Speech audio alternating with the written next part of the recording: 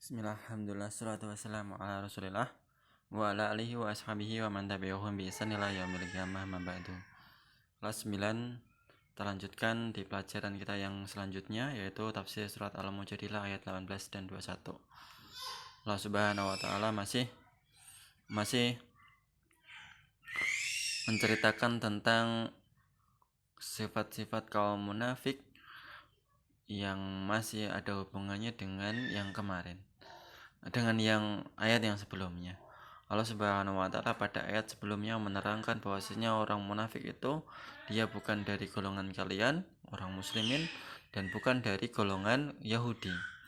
Mereka itu ada di tengah-tengah, mereka musuh dalam selimut. Terus kemudian mereka juga mempunyai sifat, yaitu mereka banyak bersumpah dengan sumpah palsu. Allah Subhanahu wa taala menyebutkan, kita langsung ke tafsirnya saja. A'udzubillahi minasyaitonirrajim. Yauma yab'atsuhumullahu jami'an wa yakhlifuna lahu kama yakhlifuna lakum wa yasabuna annahum ala syai' ala innahum humul kadzibun. Naam. Allah Subhanahu wa taala membangkitkan orang-orang munafik. Mereka bersumpah bahwasanya ketika dibangkitkan mereka bersumpah mereka dari golongan kaum muslimin. Sifat mereka masih di bawah mati, yang suka bersumpah dengan sumpah palsu. Ketika mereka dibangkitkan, mereka juga masih mau mengelabui pengadilan pada saat itu. Dibangkitkan mereka bersumpah bahwa mereka itu adalah golongan kaum muslimin.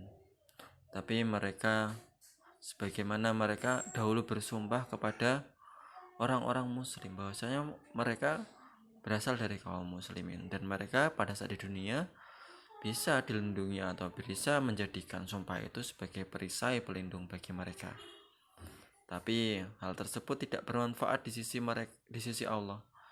Sebagaimana dulu sumpah itu bermanfaat di sisi mereka di dunia, tapi ketika dibangkitkan sumpah tersebut tidak berguna lagi. Wa yasabuhum annahum ala syai' ala innahum humul kadzibun. Sesungguhnya mereka itu telah berdusta, melampaui batas dalam kedustaan. Yang kedua, ayat yang ke-19, mereka dikalahkan, dikuasai oleh syaitan. Fa'ansahum zikrullah. Kemudian mereka karena dikuasai oleh syaitan, maka mereka menjadi lupa terhadap mengingat Allah. Ulaika hizbu syaiton, dan mereka itu adalah tentara-tentara syaiton, pengikut-pengikut syaitan. Ala inna hizba syaitoni humul khosirun. Dan orang-orang yang mengikuti setan adalah orang-orang yang merugi. Naam. Hal tersebut karena apa? Karena mereka dikuasai oleh setan. Mereka menuruti hawa nafsu mereka serta bisikan setan dan akhirnya melupakan dzikrullah. Innaladina yuhadunallaha wa rasulah ulaika fil adallin. Sesungguhnya orang yang yuhadun, orang yang memusuhi Allah dan Rasulnya, menyelisih perintah Allah dan Rasulnya, mereka itu orang-orang yang adallin, orang-orang yang rendah, yang hina, yang terkalahkan, ya, orang yang hina di dunia dan di akhirat. Qadallahu. Wah, ini ada apa ini? Afwan, datanya belum saya matikan, jadi saya matikan dulu.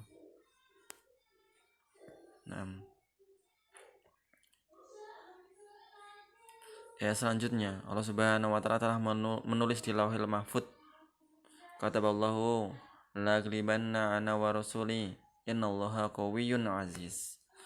Allah telah menulis dan menetapkan bahwa pertolongan Allah itu hanya untuk Allah dan untuk Rasulullah dan orang-orang yang mengikuti Rasulullah SAW, orang-orang yang beriman. Sesungguhnya Allah itu maha kuat dan maha perkasa atas segala makhluknya. Naam. Bisa diambil bahwa faedah dan kesimpulan dari ayat ini. Yang pertama, bersumpah merupakan kebiasaan mendasar pada orang-orang munafik. Di pertemuan yang tadi juga telah diterangkan bahwa ciri orang munafik adalah mereka sering bersumpah. Semakin sering bersumpah, maka kemungkinan untuk sumpah palsu itu banyak. Sampai di yaumul kiamah semua rahasianya terbongkar bahwa mereka itu dahulu adalah orang yang munafik. Kemudian yang kedua, orang munafik hidup mati dibangkitkan di atas kemunafikan. Seseorang akan dimati sesuai dengan amalan kebiasaannya. Sabda Rasul Shallallahu Alaihi Wasallam. Kemudian sabda Rasul juga yang dinukil dalam buku ini, seorang dibangkitkan atas apa yang dia mati padanya. Seorang yang mati ketika dia berikhram maka dibangkitkan dalam keadaan berikhram, bertalbiyah. Terus kemudian seorang yang meninggal atau seorang yang punya kebiasaan yang bagus maka dia akan dibangkitkan atau dimatikan dalam keadaan kebiasaannya. Banyak kasus kita jumpai ya, yang baik maupun yang buruk. Saya kasih contoh saja. Ada ustadz kita yang dulu pernah sering ngisi di kajian di TV maupun di radio maupun di YouTube juga masih ada. Beliau tuh ustadz dari Aceh. Beliau seorang ustadz yang ikhlas, yang dia mempunyai kebiasaan yang bagus menuntut ilmu, menelaah buku, dan beliau meninggal ketika beliau mensyarah atau membaca Sahih Bukhari dalam keadaan beliau duduk sambil memegang Sahih Bukhari tersebut. Masya Allah, seorang akan meninggal sesuai dengan apa yang menjadi kebiasaannya. Terus kemudian ada juga dijumpai, saya pernah membaca juga beritanya, seorang meninggal dia masih megang smartphone-nya atau masih megang laptopnya. Karena apa? Karena dia semalaman main game. Dia meninggal di atas gamenya, masih menggunakan aksesoris gamenya sesuai dengan kebiasaannya. Tapi nggak semuanya seperti itu.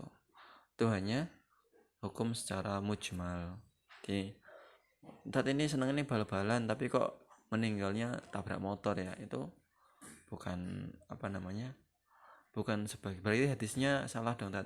Bukan seperti itu ya. Ini hanya peringatan kepada kita untuk melatih kebiasaan kita itu di hal-hal yang baik. Mayoritas waktu kita gunakan untuk hal-hal yang baik. Kita mohon kepada Allah Subhanahu wa taala, berdoa, Allahumma a'inni ala dzikrika wa syukrika wa husni ibadatik. Kita berdoa kepada Allah untuk dibantu Allah untuk mengingat Allah, memperbagus ibadah kepada Allah. Maka kalau kita merasa berat, minta tolong sama Allah untuk memperbagus ibadah kita. Yang ketiga, sungguh sebab kesehatan adalah berkuasanya setan atas manusia. Kalau setan itu dibiarkan, pasti seorang itu akan mengikutinya. Yang keempat, di antara tanda manusia dikuasai oleh setan yaitu meninggalkan mengingat Allah, baik dengan hati maupun lisannya. Kalau Qur'annya udah jauh, dzikir paginya udah kelewat, lama-lama sunnah yang lainnya juga kelewat, lama-lama wajibnya kelewat. Na'udzubillahi min dzalik. Apabila kita mendapati diri kita ada yang terlewat, misalkan biasanya dzikir pagi petang biasanya, tapi ternyata kelewat beberapa hari ini nggak berzikir, maka introspeksi diri, mungkin setan telah menguasai sebagian dari diri kita. Terus kemudian biasanya kita sholat rawatib di masjid, di rumah, dan ternyata setelah ini beberapa hari ini kita nggak sholat, maka segera sholat. Kalau takut sholat di rumah, pulang dari masjid nggak jadi sholat, mending sholat di masjid aja, kan melatih keikhlasan juga. Daripada sampai rumah lupa dan nggak sholat. Yang keenam, Yang kelima, Allah telah memutuskan dan menetapkan bahwa kehinaan dan kerendahan bagi setiap orang yang menyelisih syariat Allah Subhanahu wa taala dan menentang Allah dan Rasul-Nya. Meskipun tadi mereka mempunyai harta dan anak-anak di ayat yang sebelumnya tadi. Yang keenam, Allah menetapkan bahwa pertolongannya dan kemenangannya itu hanya untuk Allah dan Rasul-Nya dan yang mengikuti Allah dan Rasul-Nya sampai yaumul qiyamah. Naam. Qulu qouli hadza subhanakallahumma bihamdika asyhadu an la ilaha illa anta astaghfiruka wa atubu ilaik. Assalamualaikum warahmatullahi wabarakatuh.